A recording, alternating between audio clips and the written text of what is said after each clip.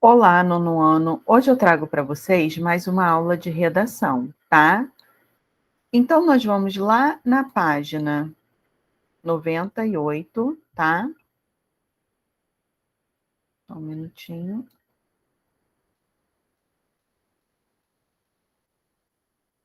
Subir um pouquinho aqui que eu não estou conseguindo ver a página. Então, vamos lá, ó, página 99, tá? Nessa página eu tenho mais um texto teatral, tá?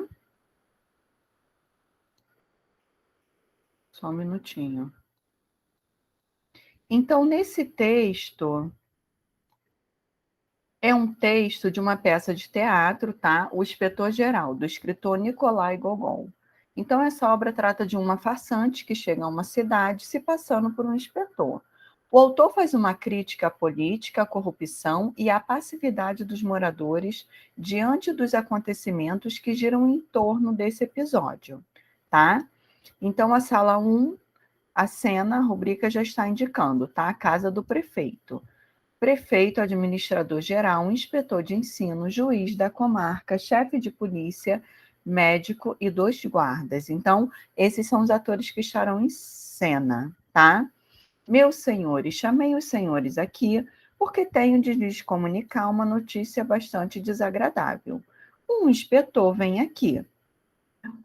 Aí eles falam: o quê? Um inspetor? O quê? Um inspetor?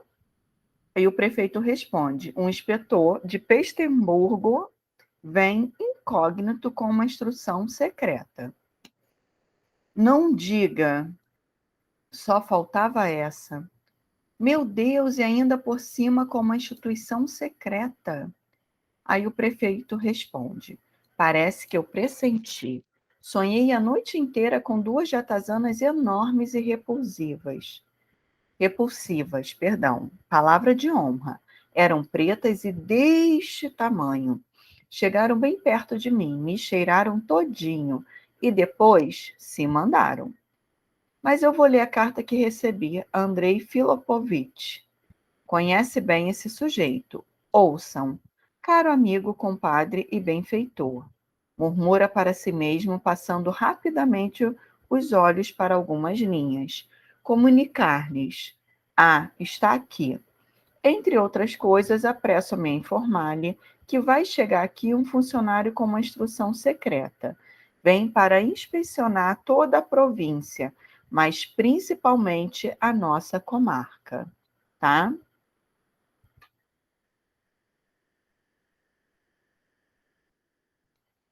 Um texto dramático pode apresentar algumas subdivisões, tá?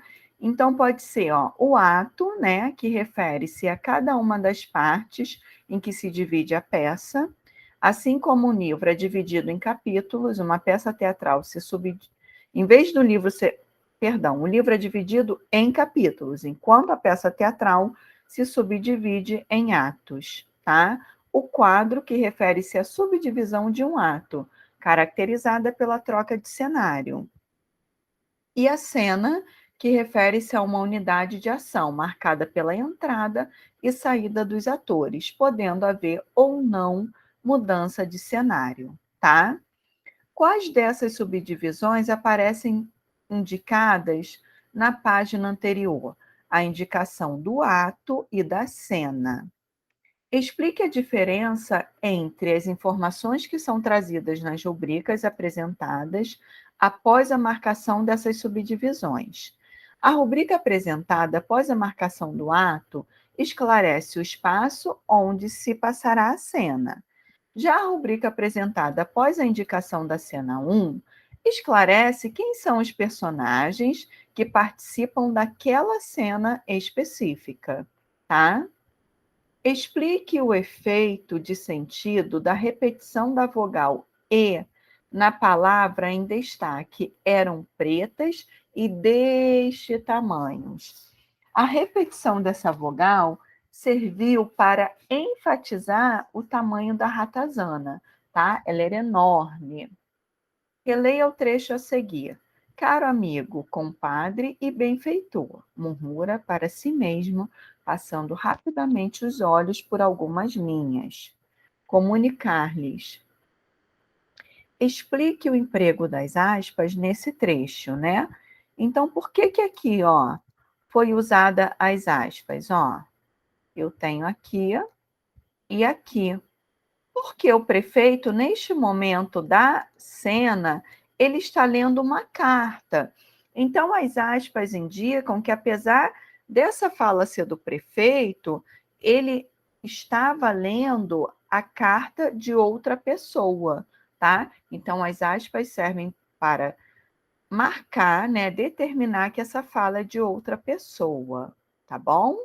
Então, vamos à página 101, ó. Com base em tudo que você já estudou sobre o texto dramático, identifique em que consiste cada uma das partes indicadas a seguir. Então, eu tenho aqui, ó, a rubrica, tá? Eu tenho uma das partes do texto dramático, que é a divisão em atos, tá? E aqui, ó, Caroba e Dodó é o nome dos personagens, tá? Ou seja, para marcar a fala dos personagens, eu uso de cada personagem, eu uso os nomes, tá? Então vamos lá, ó. Aqui eu tenho todo o resumo do gênero, tá? Qual é o objetivo? Orientar a encenação de uma peça teatral. O público, diretores, atores, equipe técnicas e quem gosta de ler esse tipo de texto. As características: possibilidade de ser dividida em atos, cenas ou quadros, presença das rubricas para poder orientar esses personagens em cena, esses diretores, qual roupa eles vão usar, tá? A fala dos personagens indicada pelos seus respectivos nomes, como a gente acabou de ver, tá? E os diálogos. Aqui eu tenho uma sugestão de leitura. Esse livro é A Megera Domada, tá? É uma adaptação da obra clássica do dramaturgo William Shakespeare, tá? E nela, o autor Flávio de Souza reconta a história de Catarina e Petrúquio.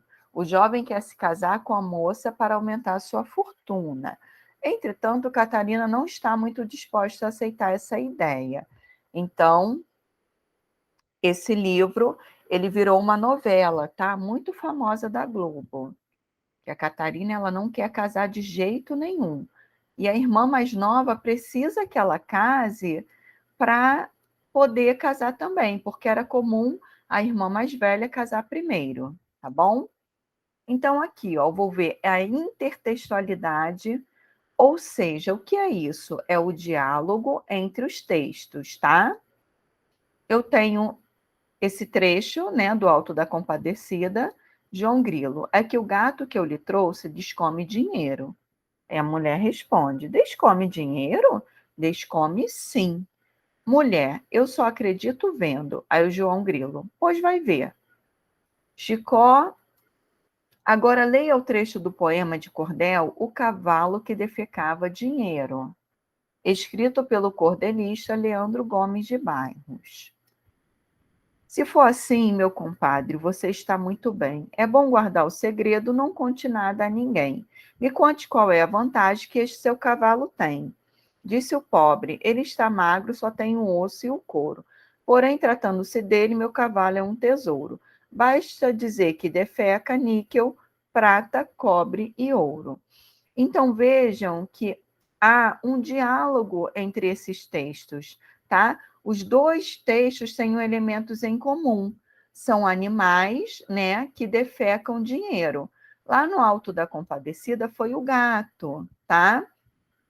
E aqui é o cavalo. Na verdade, animais que supostamente defecam dinheiro, né? E o fato dos personagens estarem interessados em tirar alguma vantagem da outra pessoa. Eles inventam essa história, tá? Querendo vender os animais para poder ganhar algum dinheiro. Claro que eles se aproveitam também da condição do outro, né? De querer, ó, sempre mais, da ganância do outro personagem, tá bom? Então, eu vou deixar como sugestão de atividade a página 103, ok? Agradeço mais uma vez pela atenção. Até a próxima. Tchau, tchau.